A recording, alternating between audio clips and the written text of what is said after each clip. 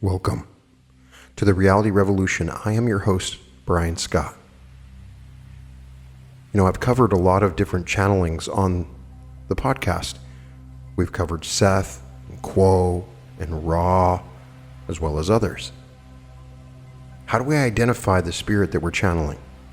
Is it good or bad? What does it mean? What are we actually channeling? Is all channeling just fake? Words that come from our deep subconscious mind? In a discussion of Edgar Cayce, I found some interesting discussions of how to identify the spirit within who speaks, and Edgar Cayce and a variety of others' discussion of channeling in this aspect. Cayce says in one of his sessions, there is being awakened within self a power and influence. Do not allow this to be directed by an entity that does proclaim himself or herself as being the guide. Why? For as indicated, the abilities have been such in self and the soul development that to call upon the infinite is much greater, much more satisfying, much more worthwhile in the experience of an individual soul than being guided or directly merely by an entity outside of self, that as self is being in a state of transition or development. In his book Trances, the journalist Stuart Wavell tells us of his travels to Malaysia to observe the Semai's trance dancing. The tribe's medicine man begins the dance himself with some slow, swaying motions and a bit of singing. Women pounding on the ground with bamboo stompers or hitting gongs, providing an accompanying large rhythm section. Soon the men join the medicine man in song and one by one get up and begin dancing. The women quicken the rhythm, and the men begin to surrender to the music. The women beat out a still faster rhythm, and the men enter a dancing trance state. They whirl their arms and spin about. Some fall down to peals of laughter from the women. Some of the men begin talking in voices. These speeches elicit even more laughter from the women. Wavell learns that the entranced men leave their bodies and rise up into the sky to join the birds in flight. Spirits of the dead take the opportunity to enter those unused bodies and share their thoughts with the crowd. Eager to speak, these spirits have much to say to the waiting audience. Mainly, they scold the tribe's people for their misdeeds. The living can keep no secrets from these spirits. They reveal illicit flirtations and other choice pieces of gossip for all to hear. The women laugh heartily. They find the statements amusing and a great source of entertainment. It's the tribe's equivalent of Saturday Night Live. Clearly, the Semai don't put the spirits on pedestals. They don't worship them. On the contrary, they consider the spirits mischievous and untrustworthy. The Semai know that the spirits can often lead a person astray or into danger. When Wavell inquired why the spirits acted that way, the answer he received was somewhat surprising. It's because the spirits are jealous. They're dead, while the people are alive. The activities of Aboriginal groups around the world suggest that some form of communications with spirits, however we might understand the terms, has been with us since the beginning of time. The Semai's tongue-in-cheek perspective indicates a casual wisdom born of countless centuries of experience. In our modern culture, however, we are not casual about spirit contacts. We find it a bizarre form of occult activity, or perhaps a deceptive fraud. National polls, however, indicate that the majority of Americans believe there is some kind of life after death, and many more than you might suspect have had what they feel are encounters with the dead. Yet our lack of understanding of the non-material world makes it difficult to have any meaningful perspective on spirit communication. Popular channeling celebrities give voice to some puzzling identities. Kevin Ryerson's Tom McPherson claims to be the spirit of a Shakespearean pickpocket. Jay-Z Knight's Ramtha claims he is a 25,000-year-old warrior. Jack Purcell's Lazarus explains that he is simply a spirit, one who never has been alive in a body. Pat Rodergast's Emmanuel claims to be part of us all. The various possibilities are confusing. Who speaks through a trance channel? What sort of visitation might you be inviting should you decide to experiment with trance channeling? As we'll see, not all spirits are what they seem. One of the most interesting places I've learned about channeling is from LL Research, which has done sophisticated and detailed experiments scientifically on the use of channeling. But there is a history of spiritualism that has gone into channeling. Oftentimes people on YouTube will just see something that's channeled and say, oh, well, it's channeled. I'm going to give it even greater credibility. A lot of times I see people treating channeled works as if they have some extra knowledge. Sir Arthur Conan Doyle, the creator of Sherlock Holmes, wrote the story of how spirits came to the modern world.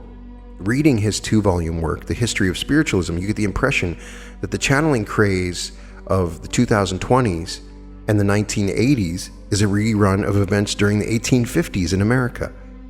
Spiritualism began on March 31st, 1848. There had been mysterious rapping sounds in the home of the Fox family in Hydesville, New York, for several weeks. On that particular evening, in desperate response to these sounds, Kate Fox, the youngest child in the family, snapped her fingers. A rap replied. Kate snapped twice and got 2 raps back. However, she snapped, the raps echoed her faithfully. Conan Doyle pointed out that when the telephone was invented, or the transatlantic cable, very mundane messages were first transmitted, but communication over those channels soon became much more sophisticated. The same was true for the invention of spiritualism. Witnessing her daughter's discovery, Mrs. Fox gave the raps a code, 1 rap for yes, 2 raps for no. And the dialogue began. Soon neighbors, then townspeople, and finally investigators came to the Fox home to interrogate the rapper.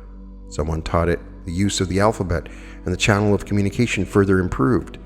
The rapper claimed to have been murdered, identified the name of the murderer, and indicated that it had been buried to the cellar. Next day, the cellar was dug up and human remains were found. Within 2 years, a new religion, spiritualism, had a well-established membership. A technological explosion provided new and different means of contacting the spirit realm. Coded raps gave way to providing spirits with trumpets to sound their voices. Then people learned how to offer their own voice boxes as a channel for spirits to speak. The word medium, meaning somebody through whom the spirits of the dead communicate, had become a household term.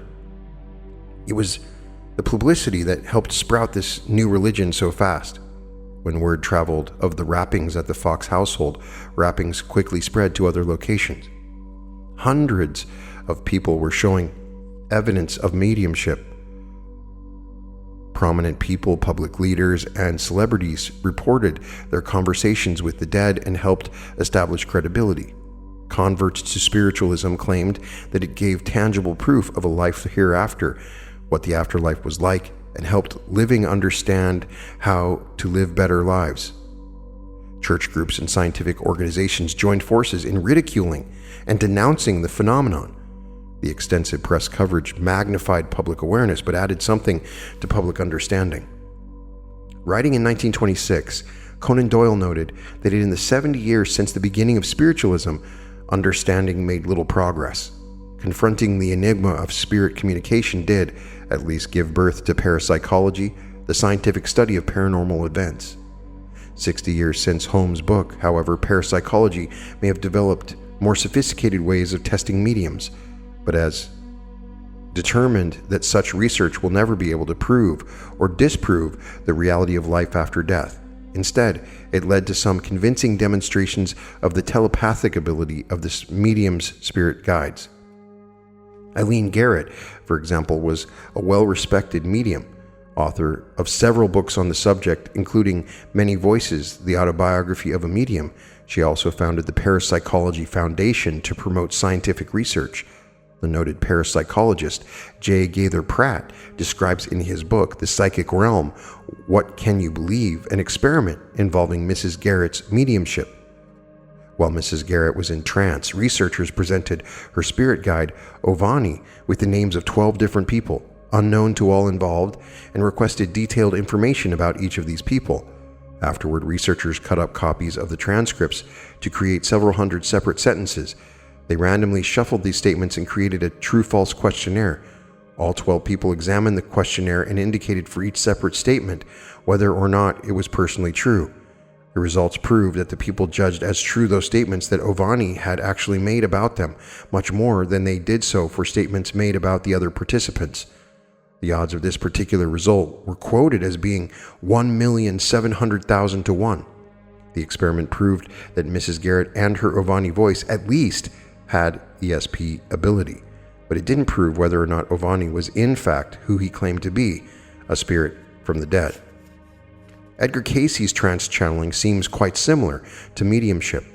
He entered an altered state of consciousness and delivered information about the afterlife and the conditions of those deceased. He seemed to be in communication with spirits. Sometimes, those sitting in attendance could overhear Cayce's side of the conversation, but they couldn't hear what the spirits themselves were saying. In one instance, for example, the record indicated Cayce is saying, "Don't all speak at once. All together then. Now, huh? Uncle Porter too? Oh, he is grown now, huh? Uh-huh. All right. Yes, I still play baseball. Sure, yes, ma'am." During many of his readings, he would comment about the presence of some entity. Sometimes he would relay information to one of the sitters. "Your mother wants you to know that she is okay." On many occasions, therefore, Cayce appears to be in communication with the spirits of the dead, having a normal conversation. On other occasions, however, he evidenced mediumship in the traditional sense, where a spirit spoke through Cayce's mouth to address the audience directly. Or at least 75 separate occasions did Cayce function as a medium. The record of many of these instances appears in Psychic Awareness, Volume 9 of the Edgar Cayce readings under the heading Spirit Communication. Cayce's mother came through on occasion, for example, and would talk to Cayce's wife, calling her sister. Cayce's old physician from Hopkinsville came sometimes to give advice to Cayce's son, Hugh Lynn, identifying himself at the end by saying, "This is Hill." A man who used to be associated with Cayce's work came through on a reading for his wife and talked considerably about his existence after death. He encouraged his wife to come to see Cayce for advice and referred to Cayce as "your friend, my friend." In one reading concerning a business project, 3 different individuals identifying themselves by name came through and gave their input. Besides the spirits of relatives and acquaintances of the people present, entities from the distant past also spoke through Cayce. In one instance, when the sitters asked the source to identify itself, the reply was Zorain, a student of Zoroaster. In another reading, the reply was Joseph. "I, Joseph, would counsel you," meaning the husband of Mary, Jesus' mother. In all these cases, which are indistinguishable from typical mediumship, there are a number of factors that distinguish them from Cayce's usual style of speech when giving a reading. As in the final example where Joseph supposedly identifies himself, the word "I" is used. Cayce never said "me" or "I" in readings except in these instances where another entity was claiming to speak. Cayce always said "we are through," "as we find," or "through these channels." In a number of instances, the entity speaking addresses the sitter in a personal or familiar way, unlike Cayce's normal mode of referring to the person asking for the reading. In other cases, the tone of voice or feeling of the person speaking was unlike Cayce's own presence. In one reading, for example, Gladys Davis Turner, Cayce's lifelong stenographer, heard her dead brother speak directly to her. She confided to a friend that she just knew it was him. This intuitive feeling response on the part of the people present was sometimes a very dramatic indicator of the profundity of what was happening, regardless of how you might interpret it. Perhaps the most dramatic instance involved the appearance of the individual who identified himself as Michael the Archangel. According to the records, Michael interrupted a reading coming through in a thunderous voice that rattled the windows. "Bow thine heads, I, Michael, Lord of the Way." Depending upon the occasion, Michael would encourage the sitters or rebuke them concerning their work. The effort on the audience was to create a profound, stunned silence, tears, and a heightened sense of spiritual attunement. These occasions had the revelatory effect of an oracle, a contact with a divine presence. For a more detailed, first-hand eyewitness account of these appearances by a professional psychologist, read Harmon Bro's A Seer Out of Season, The Life of Edgar Cayce. All these examples show clearly that at times Cayce did perform as a medium and channeled an astounding range of entities. All of these occasions, however, add up to less than 1% of the times that Cayce went into a trance. More than 99% of the time he functioned not as a medium, but as a channel of his higher consciousness. In a reading that Cayce gave immediately after an instance of spirit communication with his mother, he indicated that such communication has little value for proving life after death. He encouraged that we can, however, learn much from it to gain a better understanding of the subconscious mind. Such study can stimulate one's personal awareness, he indicated, leading to the direct experience of oneself as being of spirit. The subconscious mind, unlike the conscious mind of our sensory-based egos, is a stratum of the mind that extends beyond the boundaries of any individual body. When a person dies, the personal conscious mind dies with the body, but the subconscious mind remains unaffected. There is life after death, but it's the life of the subconscious mind. Like the Tibetan tradition, Cayce asserts that our dream images or subconscious desires and fears continue their existence after the death of the body. Cayce makes an important distinction about this continued life. There are the continued effects which arise from the permanent records of all thoughts and experiences, the Akashic record. Thoughts are things, Cayce repeated often, and those thoughts live on in eternity. There is also the continued activity, which is the soul-spirit journey in other dimensions of being. Much of what passes for contact with the activity of that spirit, however, is actual contact with the effects of the records of the entity's experience patterns in the subconscious region. That confusion is one reason that spirit communication is of no use as proof of life after death. There's an example to illustrate how a person might interact with an independent thought form, experience it as the activity of an independent spirit, yet where no spirit is actually present. Human beings create programs that run computers. Once programmed, the computer will run by itself. There's no longer any human being present, just the person's recorded thought patterns. There exists a notorious computer program called Eliza. Researchers created her to perform like a sympathetic counselor. Make a statement about how you feel and she will respond with a question to help you clarify your feelings. She is programmed to identify the crucial words in your statement, choose from a pool of her own caring words, and then reply with an appropriately counselor-like probing question. You say, "I'm feeling low today," and she replies, "Tell me more about how you're feeling low today." As you interact with Eliza, you get the impression that she is listening very attentively and cares about you. Eliza feels real, yet you're interacting with no one, only the implications of a thought pattern left behind by a computer programmer years ago. If you continue to interact with Eliza, you notice certain tiring repetitiveness in her responses. It's also frustrating when you can't get any further clarification on something beyond how she has already responded. Such limitations are exactly the same type of frustrations experienced in some instances of spirit communication. In these instances, we're not communicating with an active spirit, but the traces of the deceased thought's pattern. It's also possible for several people to simultaneously have contact with such thought patterns. At the same time, therefore, in far corners of the world, different people can claim to be channeling the same historical person from the past. The same holds true for past life memories. Different people can pick up the recorded impressions of the life of Attila the Hun. In such cases, they may not remember the same details or channel the same information. Why is that? Isn't a computer program to always perform the same way? It is, but it depends upon how it's questioned. Communication across the channel of the subconscious mind, according to Cayce, operates on the principle of affinity. In the popular jargon, that translates as like attracts like. When we channel the thought patterns of the deceased or recall their past life memories, we do so in a selective manner that most resonates with our own subconscious feelings, motivations, and needs. The same principle of affinity applies to communications with the active spirit of the dead. People's interests and desires don't stop when they die. They continue to be active within the subconscious region. When there is a bond of love or a common concern, such as a shared intense interest in a business activity, there is the needed affinity between the living and the dead. There can then be created channels not only of communication but also of obsession or possession.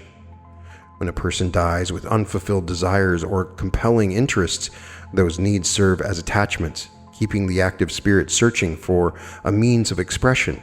Chemical addictions, sexual cravings, overeating, gambling, and other compulsions with an intense emotional component create specific and strong magnets, attracting them to similarly inclined people among the living, who can provide channels of vicarious satisfaction. Cayce indicated that a living person can call upon the active spirits of the dead, and depending upon their availability and the affinity of mind, they will come. It's not, however, to either party's benefit to have such contact beyond a brief reassurance of the continuation of love. The deceased need to develop their awareness of higher realms of existence, to go to the light, as it were. The living have very little to do by way of helping the dead in this process except to pray for them to awaken to the light.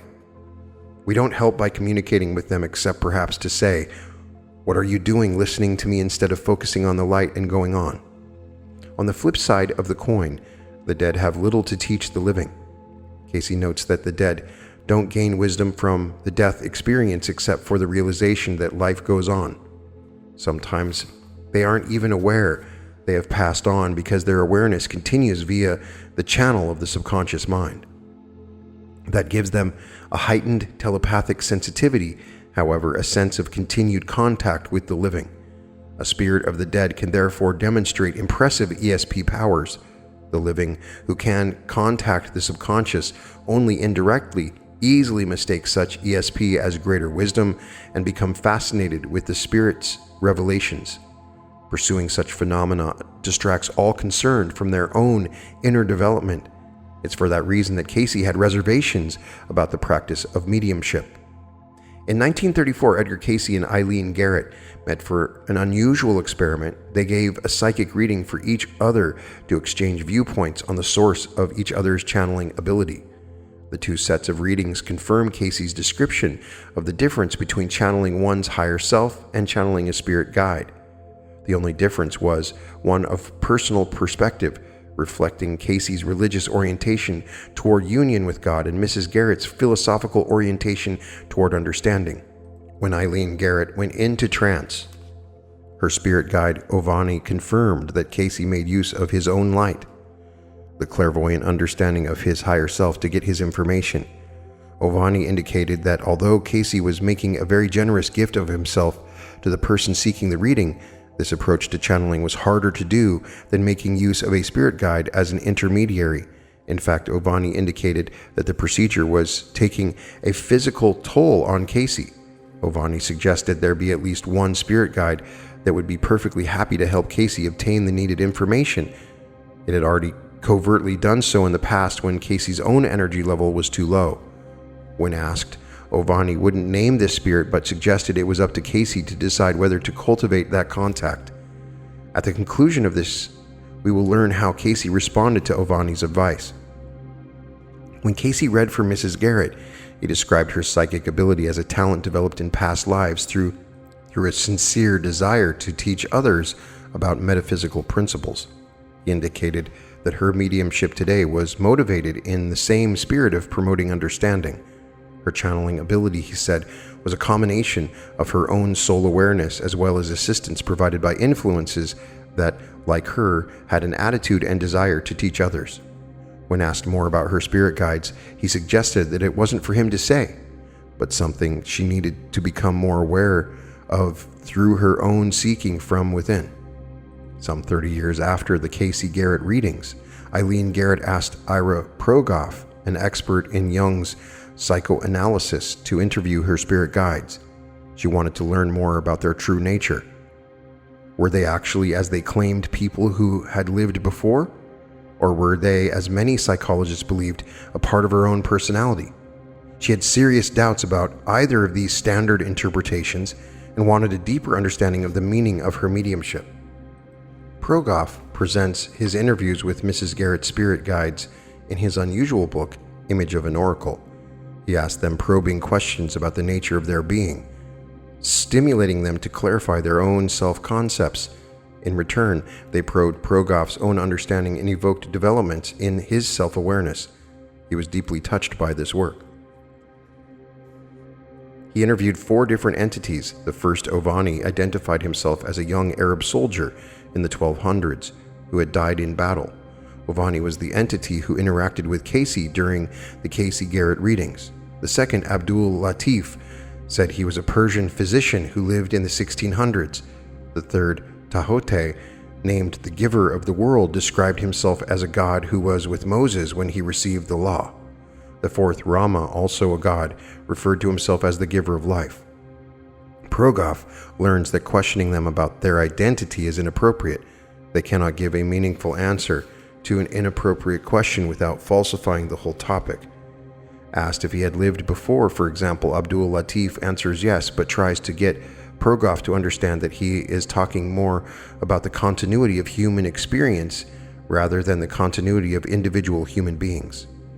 Furthermore, he learns that these spirits are intimately connected to Mrs. Garrett herself, and to get rid of them would be to get rid of her, and vice versa.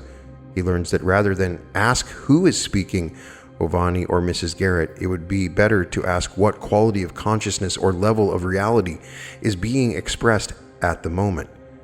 This conception is similar to that suggested by the source of Cayce's readings, describing it as accessing a particular state of consciousness.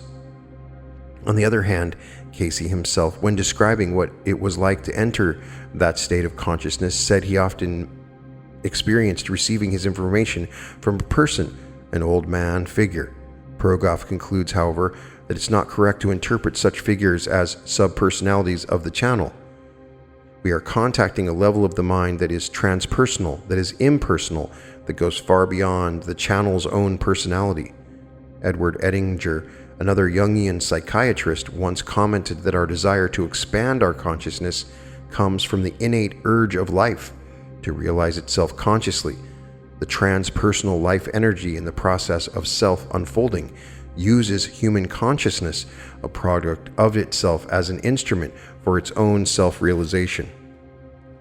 Rather than thinking of these spirits as persons or subpersonalities, therefore, Progoff concludes that it's more accurate to think of them as personifications. We may refer to Mother Teresa, for example, as the personification of love and charity, or Rambo as wild courage personified. Progoff reminds us of Jung's observations on the universal symbol of the old wise man. The higher self symbol personifies the mind's capacity to bring knowledge and insight from its depths. The old wise man is a role the mind plays when it creates pearls of wisdom and brings them to the surface. Ovani, for example, is the doorkeeper, a role that served to protect the open channel from the very many voices that would come through. As Ovani points out, anyone, enthusiasts, foolish ones, anguished ones, can come through when the channel is open, so that he needs to guard that opening for the protection of the instrument. Ovani is therefore a personification of a protective function of the mind. This approach to understanding of Ovani's nature is reminiscent of Cayce's remark about Garrett's spirit guides. Their names are rather in her experience, in her seeking. Progoff notes that we all know much more than we're able to put into words. Mrs. Garrett is particularly intuitive and senses a large body of information or knowledge or wisdom coming from within her. But it's so much that it disturbs and confuses her. It's larger than she can express. Ovani is a personification of that level of consciousness within her that focuses the connection with the deeper level of the psyche to allow the transmission of information to flow through the channel's verbal abilities.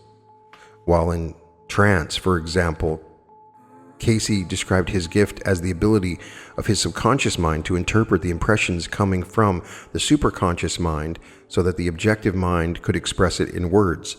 The subconscious mind of Mrs. Garrett experiences or translates this self-regulatory aspect of the mind as the personification of a role in the form of an Ovani. Progoff discovers that while Ovani and Abdul can answer questions about Progoff's private life and can comment on his parents, Tahote and Rama weren't able to exhibit such psychic talents. Progoff concludes that the psychic function, accessing information, and the function of being an oracle, delivering wisdom, exist at different levels of consciousness. Operating as psychics, Ovani and Abdul answer questions of a personal concern to those who are asking. Functioning as oracles, Tahote and Rama however, answer questions of universal concern. Cayce would refer to the difference between the subconscious and the superconscious levels of the mind to explain this distinction. In order for the oracle level of the mind to function, the channel and those seeking have to be concerned for more than their own needs. Progoff learns that when human beings struggle and wrestle with the ultimate questions about nature, about life, the principle of the word, or what he calls the inner principle of meaning, will be present there in the struggle.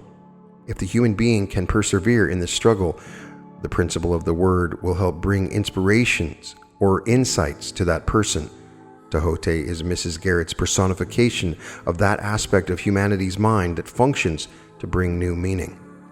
Echoing Cayce's interpretation of the word, Progoff learns from Tahote that it's a creative principle, yet it can both build and destroy simultaneously. It comes at any point in a person's own life during a time of crisis. Echoing Cayce's law, in the application comes the awareness. The wisdom Tahote brings comes through the person's living through the crisis. Tahote, or the level of the human psyche that he personifies, isn't a shortcut through problems. It's not an instantaneous insight. Instead, it's something that evolves as we struggle at the conscious level to grapple with the issues and try to understand them. When Progoff asks, "Why have you come? Is there a purpose in your coming and speaking through Eileen?" Progoff learns about changes on Earth and the role of prophecy throughout history in helping us deal with such changes.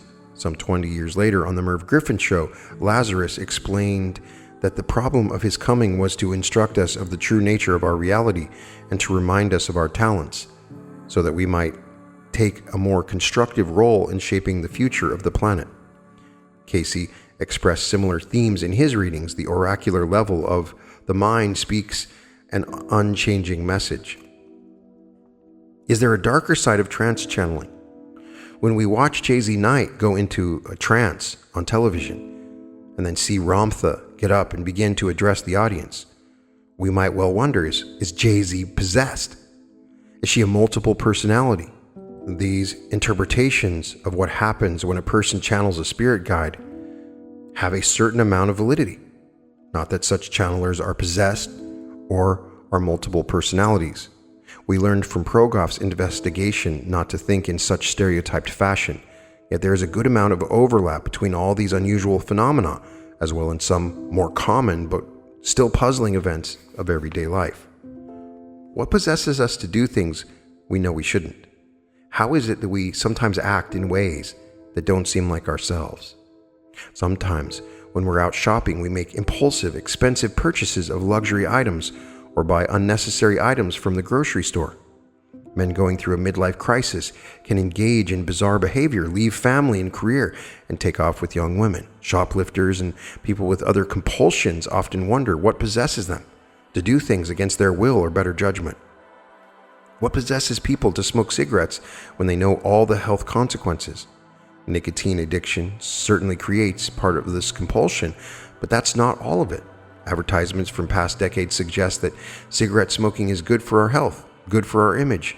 Such advertisements are but one example of the many suggestions we receive that influence our behavior, that undermine the action of our free will. Unexamined cultural assumptions are like ideas that have a life of their own. They can possess us. Whether it's our own repressed, unconscious impulses influencing us, cultural propaganda hypnotizing us with assumptions or values that aren't necessarily true, intuitive urges based on subliminal telepathic information, the influence of the wishes of our friends and family members, or the whispering of spirits. There are many ways we can be possessed. There are many ways automatisms from the subconscious express other dimensions to our personality, ideas, feelings, and needs in the subconscious mind can exert irresistible influences on our behavior, regardless of how they get there. In being possessed, we are not innocent. Though we may act in accord with society's values, we also have our rebellious side. Though we value being independent thinkers, we also appreciate the respect of our peers. Our personalities have multiple faces. Whatever the source of a possessing influence, whether it is commercial advertisers or spirit guides, there's always an affinity between the possessor and the possessed. We all have our darker sides, our sub-personalities that we hide as best we can. The spirit whispers in our ear something that a part of us wants to hear. We just need that extra push. In the book The Unquiet Dead, a psychologist treats spirit possession by Dr. Edith Fiore concludes on the basis of hundreds of cases of possession that, like Cayce's affinity principle, there always was at some level a subconscious compliance with the possessing spirit. Sometimes it's simply a matter of not wishing to take responsibility for something, or a wish to have a power or a talent without having to work to develop it. Just as Eileen Garrett's guides had an affinity for her own seeking mind, trying to understand, trying to help others, we all have affinities for the thoughts that possess us. The psychiatrist M. Scott Peck describes in his book People of the Lie cases of true possession by the spirit of evil. He tells of his experiences participating in exorcisms to remove these influences from the victims. Yet he also describes how there is an affinity to the spirit of evil within us, in our tendencies to lie, to hurt others, to deceive ourselves. Just as deep from within the psyche there rises the spirit of wisdom, personified as the higher self. So there is a spirit of evil, sometimes personified as the devil. Cayce indicates that evil isn't a separate force. All force is the one energy of God, but that it's a pattern of use of that one force for personal indulgence at the expense of the whole, a willful and knowing rebellion against God's will. It's a powerful transpersonal pattern existing both within and beyond the individual personality. Nothing is more powerful, Cayce counsels us, than our own will. Nothing can possess us against our will. If we are willing, however, to engage in self-indulgence, the subconscious mind can serve as a channel of conspiring influences. Whether or not possession in the diabolical sense of the word will result depends upon the integrity of the psychic centers of the body. Cayce indicated that unprotected openings in those centers can occur through a variety of causes, besides improper meditation practices and dissociation states of mind, illness or accident. Extreme emotional states, such as rage or chemical intoxication, can make a person vulnerable. You can read a fascinating eyewitness account of disembodied spirits entering the living. George Ritchie, the psychiatrist who helped popularize the study of near-death experiences, describes such an unsettling invasion in his book Return from Tomorrow. While he was out of body during a near-fatal heart attack, he saw shadowy entities entering the bodies of drunken servicemen as they fell to the floor in alcoholic stupor.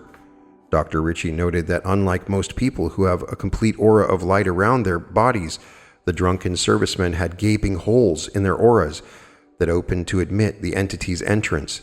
It makes you wonder, if you dare ever drink too much again, you might not arrive home alone.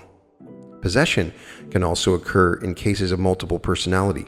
As a type of mental disorder, multiple personality is an extreme example of the dissociation process we studied earlier.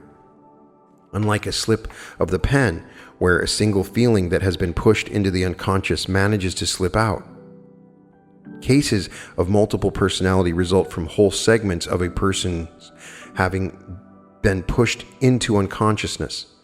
The early childhood of people who develop multiple personalities have an important factor in common with many people who spontaneously develop channeling ability. Abuse, neglect, or an otherwise intolerable situation that encourages the child to develop a secret, safe hiding place in their imagination. Early on, they develop the talent of dissociation to keep certain parts of their personality safe from harm by the outside world. As D. Scott Rogo so clearly documents in his book, The Infinite Boundary, a psychic look at spirit possession, madness, and multiple personality, cases of multiple personality mirror mediumship and possession having attributes of both. The hidden secondary personality may subliminally influence the feelings or actions of the primary personality, just like a spirit guide or a possessing spirit. The main personality will go unconscious and disappear, like in mediumship, and the second personality emerges. The emergence of the secondary personality is more like contemporary channeling than traditional mediumship, in that the secondary personality can now have use of the body, walk about, and interact with life, becoming a member of society. It may itself feel possessed, and that it senses the presence of the main personality and feels resentful of having to turn itself back over to its dominance. The secondary personality can also show evidence of psychic ability, much like the control spirit of a medium. There can also be levels of secondary personalities with a higher self figure called an inner self helper who can help the therapist guide the therapy. In other cases, secondary personalities may identify themselves as spirits or angels unrelated to the person except that they have come to help out.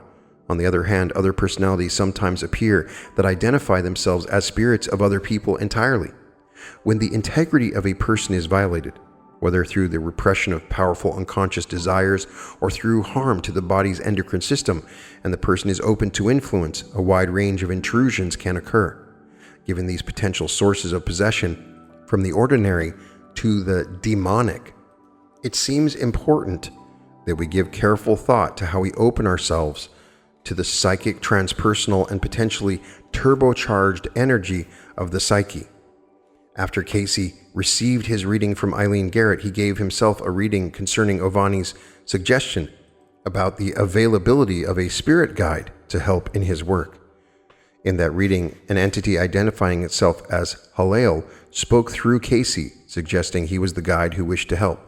After the reading, Cayce discussed the idea of channeling Halel with his wife and colleagues. He decided not to invite that source of assistance, but to continue channeling from the highest state of consciousness from within himself. Not that spirits never spoke through again, for they did, yet Cayce's attitude was that in surrendering himself to be used as a channel by the Christ consciousness, if that highest consciousness from within chose to send an intermediary, so be it. It was not then Cayce's own will, but the will of God. It wasn't so much out of fear of possession that Cayce turned away from relying on a spirit guide for help. In fact, in all his readings discouraging spirit communications, automatic grinding, and other forms of trick shooting, his warnings about possessions were rarely the main focus of his concern. Instead, his primary consideration was that we not be diverted from growing in our own awareness of developing our own higher consciousness. We all appreciate the advice against developing an unnecessary dependency on a crutch.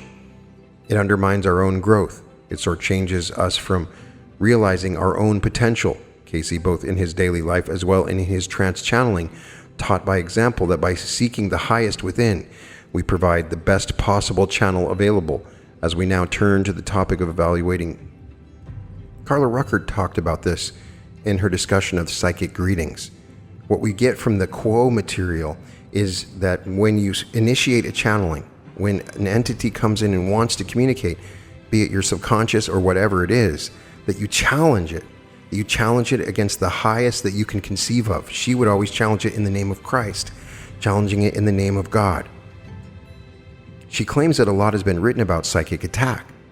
She preferred to call it psychic greetings, since the shift in attitude is the key to dealing with this occurrence. How many times have you heard a news commentator report that a psychotic killer had claimed he heard a voice telling him to kill? How many movies have had their subject the possession of a soul by an outside force?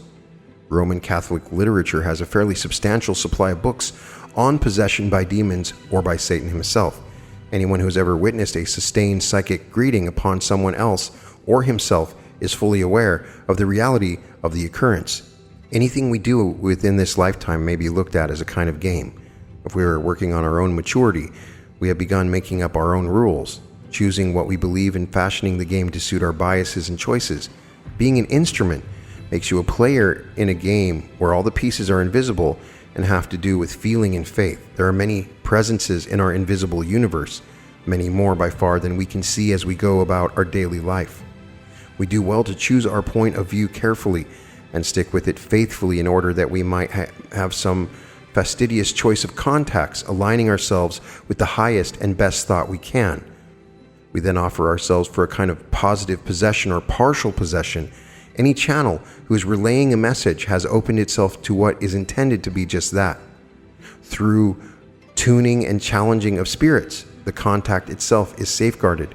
However, just because you have tuned and challenged during meditation, it does not follow that you're in a centered and focused frame of mind later that same day or in the next morning. The channel in playing the game of being an instrument for inspiration plays a role that is intended to be larger than life, in that the focusing and polarizing is centered upon being a far better instrument than one normally is in a steady state of consciousness.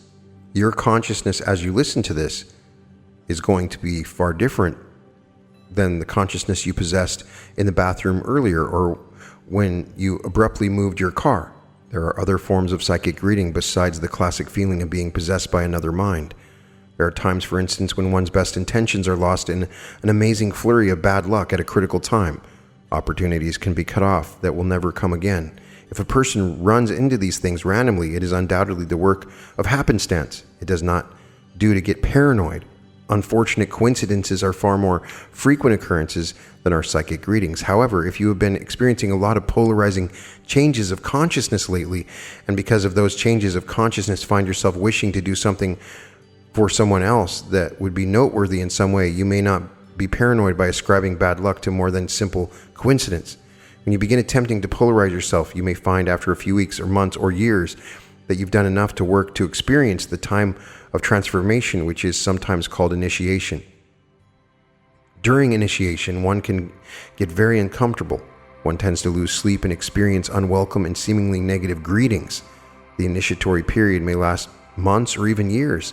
There's a period to any initiation, a merciful ending of the stimulus once it is no longer needed. The phenomenon, in Carla Ruckert's opinion, had to do with the lions at the gates of the temple concept, which has been related by many Buddhist students. When one moves from one level of intensity of seeking or adoration to another one, it is changing one's basic level of consciousness, and in order to move from one level to the next, one must move through a semi-permeable boundary area. There's a resistance at the boundary, making it more difficult to make the shift than to stay where one is. There's a lot more that you can find out about this, and a lot more interesting information regarding the kinds of beings, kind of people, and the messages that they seek. But you can also evaluate the messages that you're getting.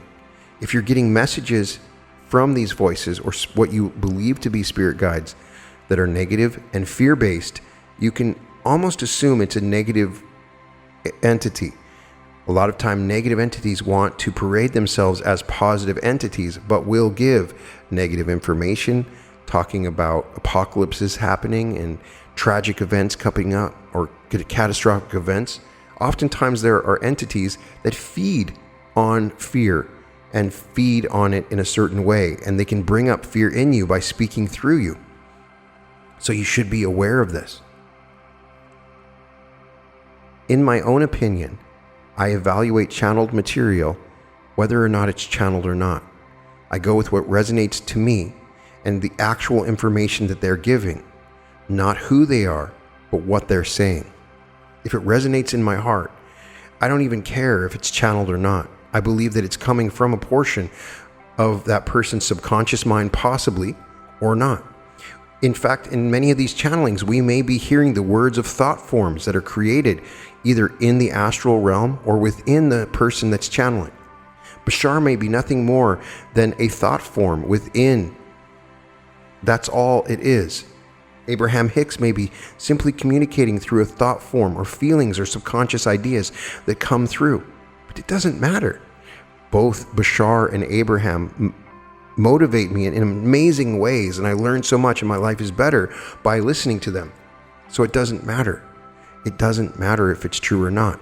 You have to follow the information that you get, and whatever resonates with you, go with it. And if it doesn't, just forget about it. If you're channeling yourself, challenge the channeled being.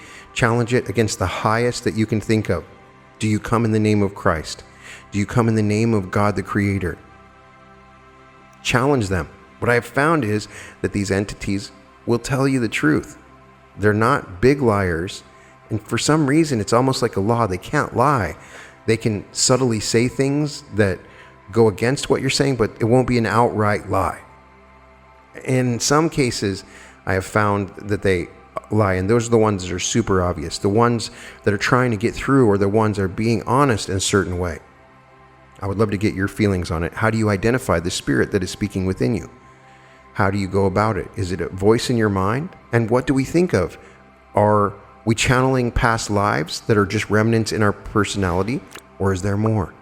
It's something to talk about and think about as we move into the new earth density.